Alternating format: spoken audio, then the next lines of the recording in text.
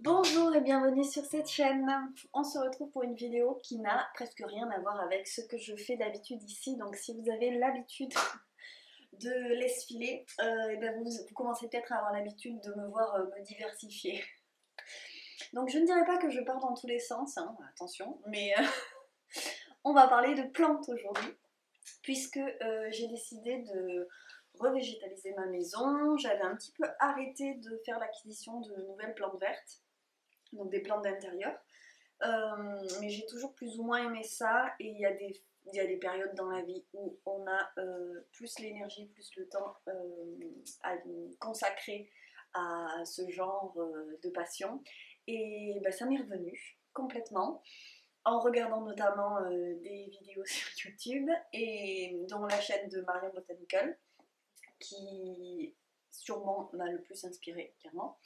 Et, et d'ailleurs, j'ai découvert cette chaîne à travers un podcast tricot, qui est donc d'habitude ce que je vous propose, ou du moins quelque chose d'assimilé à ça, puisque ici, si vous n'avez pas l'habitude de regarder ma chaîne, on parle beaucoup de podcasts créatifs, des arts du fil au sens large et pas mal de créativité, et je trouve que clairement le jardinage d'intérieur en fait partie, pas que à l'extérieur aussi, mais aujourd'hui c'est de ça qu'on va parler.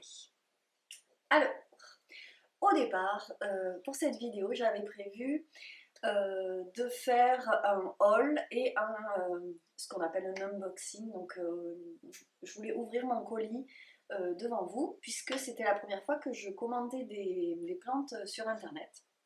Alors, on est en mars, c'est les giboulées de mars, vous savez, j'ai le soleil tout d'un coup m'éblouit, et puis après il n'y a plus rien, donc je suis désolée pour les variations de lumière, ça c'est dit. Du coup, hier j'ai reçu ma commande, la Green Touch, qui était donc la première commande que je passais en ligne pour des plantes, et j'ai filmé, et puis tout le reste de la journée, j'ai repensé à des choses, je me suis fait des réflexions, et du coup je reviens aujourd'hui et je vais mixer un petit peu ces deux vidéos. Et puis surtout hier je suis sortie et je suis allée en jardinerie, donc j'ai acheté une plante en jardinerie, une plante à Lidl. Donc je vais vous parler de tout ça, je vais toutes vous les montrer du coup, et une prochaine vidéo je vous ferai un plan de tour.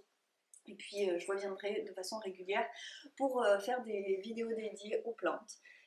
J'espère que ça vous plaira, j'espère que même si vous étiez là avant, je ne laisse pas du tout tomber tout le reste évidemment, c'est juste quelque chose en plus. Et donc bon, bah, peut-être que vous aussi vous êtes passionné de laine, de tricot, de création et de plantes. Du coup j'espère aussi qu'on pourra partager là-dessus. Donc, pourquoi la Green Touch? En fait, il n'y a aucune raison. Un soir, j'ai commencé à... Est-ce que j'ai fait l'erreur? Ce n'est pas une erreur, vraiment. Des fois, le soir, je ferais mieux de poser mon téléphone et de reprendre mon tricot devant ma télé. Donc là, j'ai fait un peu de shopping complètement compulsif. J'ai commencé à regarder quelles étaient les boutiques qui existaient sur Internet. Et j'ai pas pris la petite boutique, vous voyez...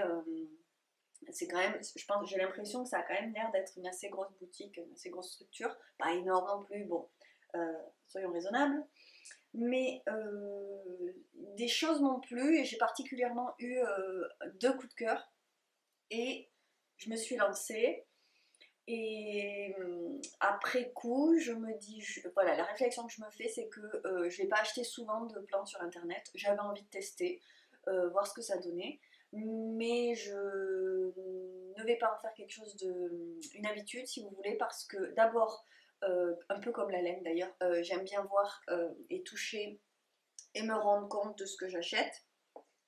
Et j'aime autant que les boutiques qui sont pas loin de chez moi, même si c'est des grandes enseignes, bah, continuent à exister, donc autant aller un peu à acheter à côté de chez moi aussi. Voilà. Ensuite, moi j'ai pas un énorme budget. Bon là j'ai un peu craqué quoi en m'y remettant. Mais vous voyez là j'ai fait une commande de 40€, enfin 39,90€ avec les frais de port. Donc je vais vous montrer tout de suite ce que j'ai acheté là-bas. Et je vais vous insérer du coup des images de ce que j'ai filmé hier en ouvrant le colis. Et vous allez voir donc que je vous parle du plastique. Je vous montre tout de suite. J'ai reçu des plantes là-dedans. Donc c'est déjà du plastique 100% recyclé et ils me disent please recycle again. Donc remettez-les, c'est encore à recycler. Donc évidemment ça c'est super. Mais je pense qu'à l'avenir, si je peux, je privilégierai. Si j'ai un achat à faire, alors pour un achat sur internet, ce sera quelque chose que vraiment je ne trouve pas en boutique près de chez moi et que je veux. Donc il n'y a pas de... Je pense que voilà, il faut que je me calme, il n'y a pas d'urgence, autant faire le tour des boutiques autour de chez moi quand j'ai envie de m'acheter une plante. Et autant privilégier, je trouve, des emballages complètement papier et carton, parce que je sais que ça existe, voilà. Donc les boîtes, et il y avait du craft, parce que c'était un très gros carton. Ça ne me dérange pas. Alors attends, je vais poser, ça fera plus de bruit. Ça me dérange pas, c'est quelque chose que j'utilise pour ma boutique quand il y a besoin, ou pour des envois autres, et je fais mes paquets cadeaux avec ce genre de choses, donc ça me dérange pas du tout.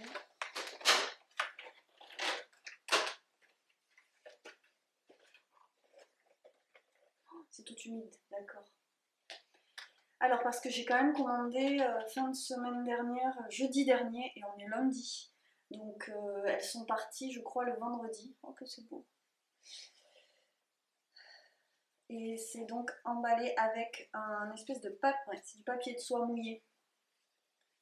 Et effectivement, c'est nickel. Donc vous voyez, c'est des mini plantes. La Green Touch, ils font beaucoup de plantes pour mettre dans des terrariums. C'est pas le but pour moi maintenant. Pourquoi pas un jour, hein, tester. Mais là, on n'est pas...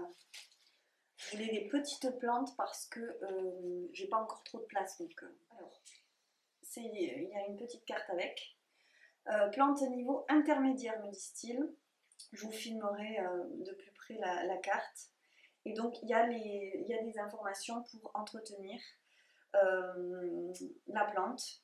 Alors là, ils me le mettent dans la catégorie Calathea fougere ficus. Donc, c'est un Calathea. On appelle aussi ça la plante pan. Moi, en fait, avant que ça arrive, et en perspective de cette vidéo et pour prendre les devants, comme je savais ce que j'avais commandé, j'ai pris des notes. Parce qu'en fait, je me prends des petites notes sur les plantes que j'ai pour être sûre de faire ce qu'il faut, et j'y reviens quand j'ai un petit doute. Du coup, j'avais noté qu'effectivement, il lui fallait... donc c'est un Calathea Makoyana, un arrosage assez régulier. Je pense que c'est une plante qu'il faut brumiser. Oh là là, qu'est-ce que c'est beau. Donc je vous les filmerai de plus près aussi. Du coup, mon petit Calathea. Très jolie la carte. Alors du coup j'en ai plein. Parce que il y en a un à chaque boîte. Après, qu'est-ce que j'ai? J'ai celle-là. Alors là, on en a deux. Alors celle-là, c'est un de mes coups de cœur. C'est une asperge. Je vais vous donner le nom exact. De toute façon, je vous l'écrirai hein, comme d'habitude. Oh là là, que c'est beau. C'est trop beau. Bon, c'est mini hein, comme d'hab. Le truc, c'est que ça va être la même carte à chaque fois, je pense. Parce que là, on est encore dans la même catégorie. C'est l'asparagus plumosus. Alors, je vais vous donner les tarifs aussi. Celle-là m'a coûté 6 €. Le Calathea aussi m'avait coûté 6 €. Alors, je fais un focus sur l'asparagus plumosus. Donc, hop. Elle est là, celle reçue de la Green Touch. Donc, elle est en très bon état. Il y a une pousse ici toute neuve. Elle a une très jolie forme. Je trouve que la composition est très belle. Il y a une jolie unité. Et alors, donc, je vous disais que hier, je suis allée en jardinerie pour acheter des choses pour mon parterre au jardin ou dehors. Et j'ai trouvé ça. Donc, celle-ci, je l'ai payée 6 € et celle-ci, je l'ai payée moins de 4 €. Je ne sais plus si c'était 3,50 ou 3,90 €. Et voilà, donc alors la composition c'est pas la même chose, hein. Celle-là elle est plus faux-folle, mais il y a au moins autant de pieds qui sont un peu plus développés peut-être. Il y a des nouvelles pousses, il y a une nouvelle pousse ici. Et donc voilà, donc c'est quelque chose que j'ai à dire sur ma commande, c'est que c'était très bien conditionné, les plantes ont l'air en bonne forme, la qualité y est, par contre le prix c'est un peu excessif quoi. Alors après peut-être que c'est aussi, c'est un site sur lequel vous allez trouver beaucoup de mini plantes pour faire des terrariums. Moi ça n'est pas mon but, donc moi j'ai acheté des mini plantes parce que pour l'instant c'est vrai que j'ai pas trop de place et que mon plaisir à moi c'est d'essayer de les faire grandir, de trouver l'accord idéal entre ma maison et leurs besoins. Alors là je vois il y a les racines qui dépassent, il va falloir s'en occuper parce qu'elles dépassent comme il faut. Elle, je l'ai regardée hier, euh, elle, elle, elle commence à, elle commence à plus avoir trop de place, mais ça va encore. De toute façon, moi je suis quelqu'un qui rempote quand il achète, donc je les laisse en pot un petit peu. Je les rempote pas le jour où j'achète. Il y en a plein qui poussent là. Celle-là, elle fait 1 milliard de pouces. Et je vais sûrement les rempoter ensemble. C'est l'idée que j'ai eue au départ. On verra de quoi il s'agit. Ça, je ne sais pas si c'est des nouvelles feuilles ou si ça va être des fleurs. On va voir. Donc ça, j'ai jamais eu. J'ai vu que, bon, par exemple ça en jardinerie, c'était pas vendu en intérieur, hein, c'était vendu pour l'extérieur. J'ai vu qu'ils avaient besoin de beaucoup de lumière en intérieur, par contre privilégier mi-ombre, ombragé quand même, ombragé lumineux on va dire en extérieur. Donc je pense que ça fera partie des plantes que je vais sortir, à la belle saison. Pas maintenant, hein, on est en mars, moi j'attends toujours mi-mai, les seins de glace terminés pour tout sortir, bien que je vive dans le sud-ouest. Ça existe, hein, les gelées début mai. Hein, je me suis déjà brûlé des tomates et des basiliques comme ça au jardin. Donc je sais que ça existe et les plantes qui me restaient avant que je recommence un peu ma collection, j'y tiens. Donc je ne les sors pas trop tôt. Il faut savoir rester patient. Voilà, et là, toi t'as un peu plus souffert.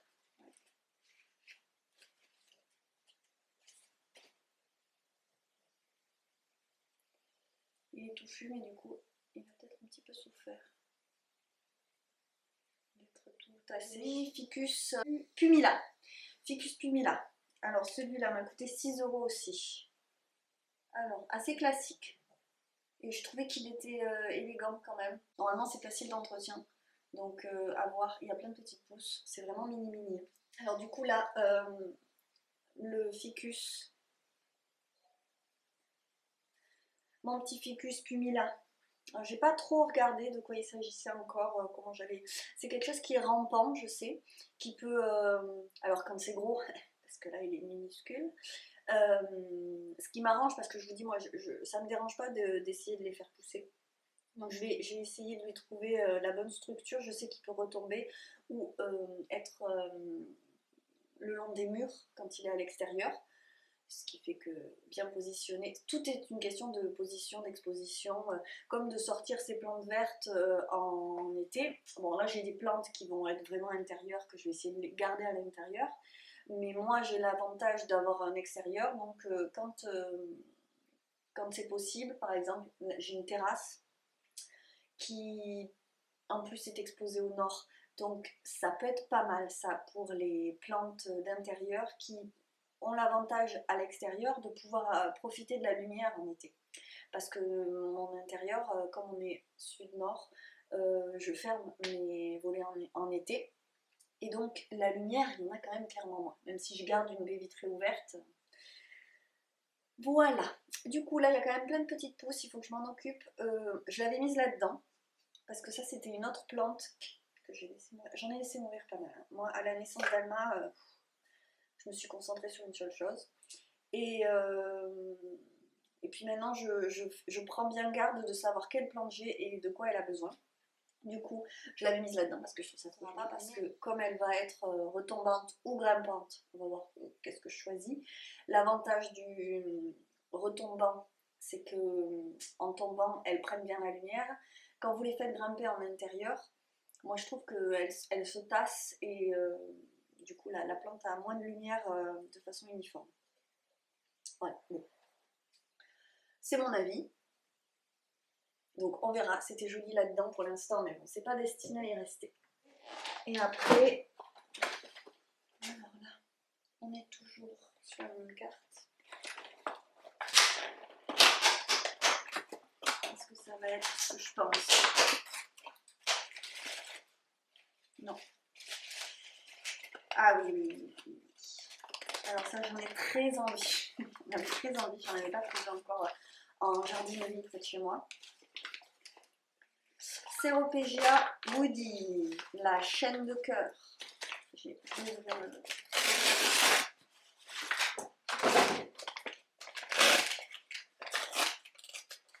pas allumer. Donc,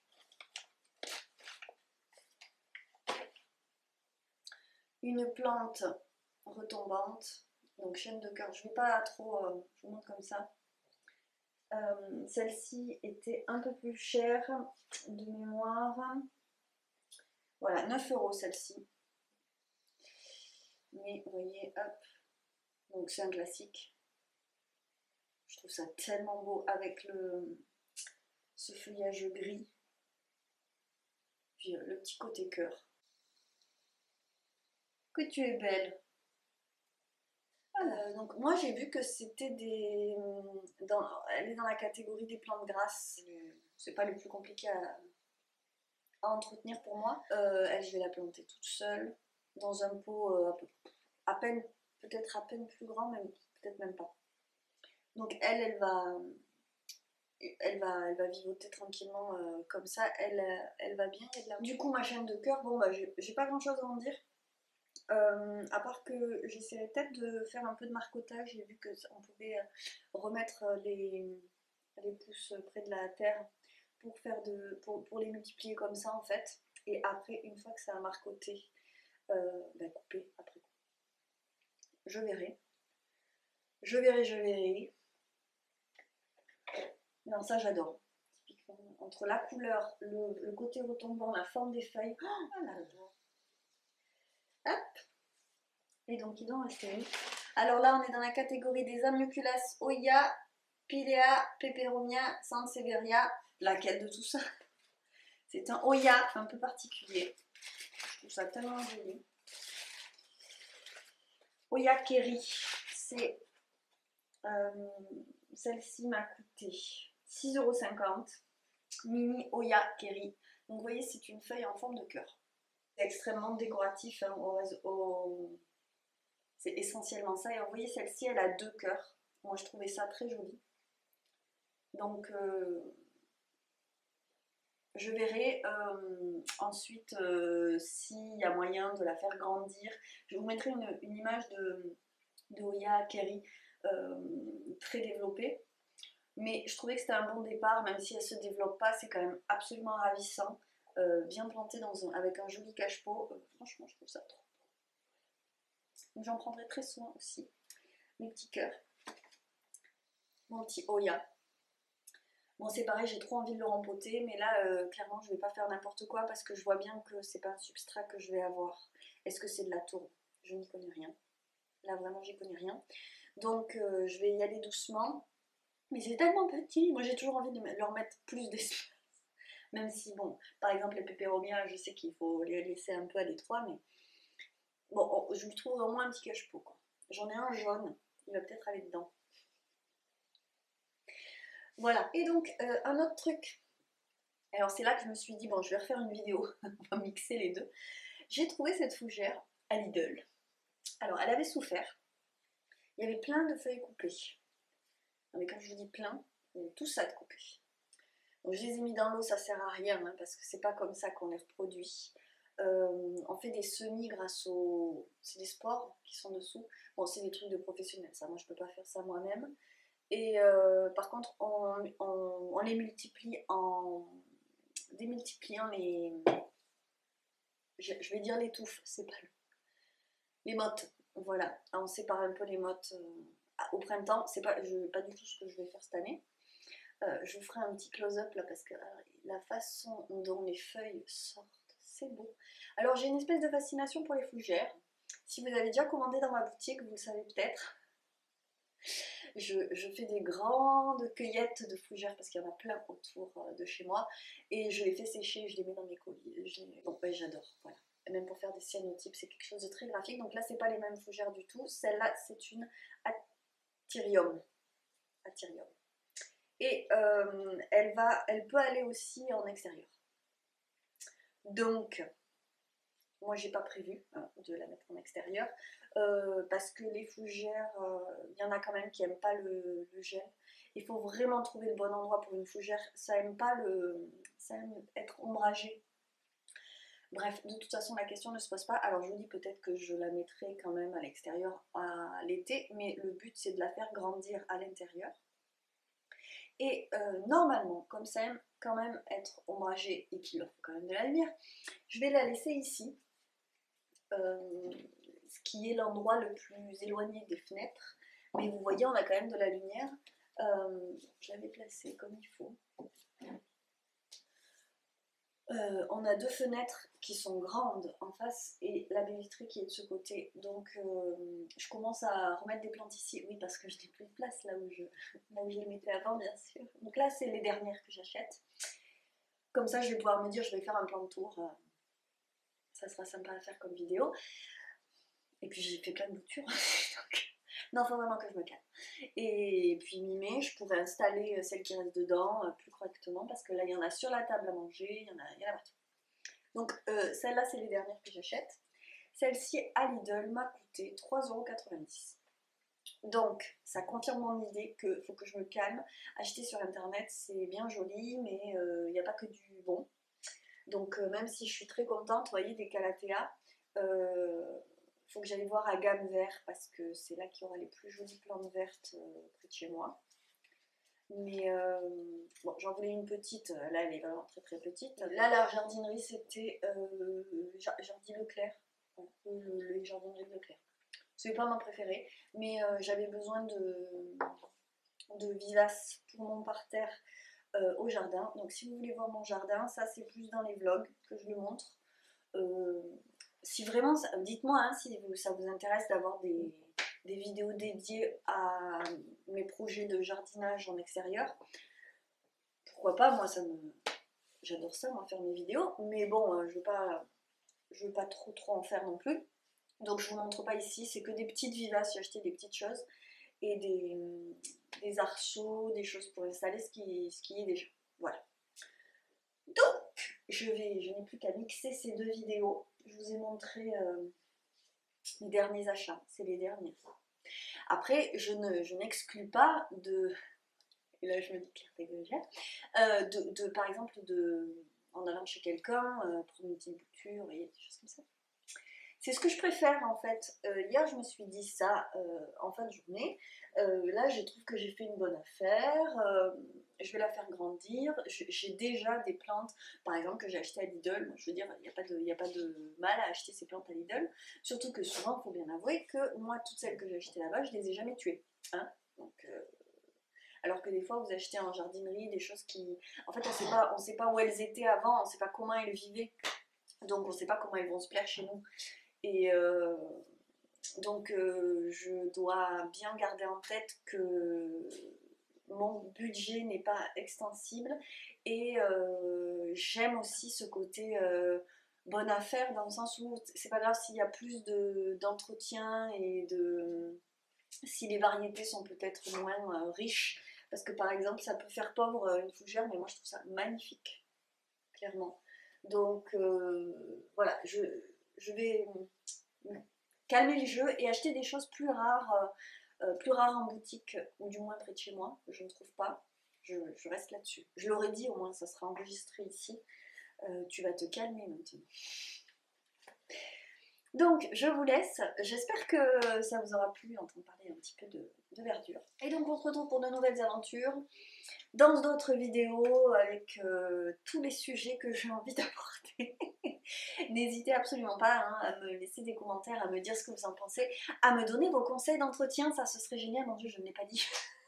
Si vous avez des plantes que je vous montre et même si vous les avez déjà tuées, dites-moi comment. Enfin voilà, là pour le coup le partage est génial, je je redécouvre le plaisir aussi de ma petite jungle intérieure avec tous les partages possibles qu'il peut y avoir sur les réseaux. Ça c'est un point très positif, je trouve, que j'avais pas à l'époque où j'avais beaucoup de plantes vertes.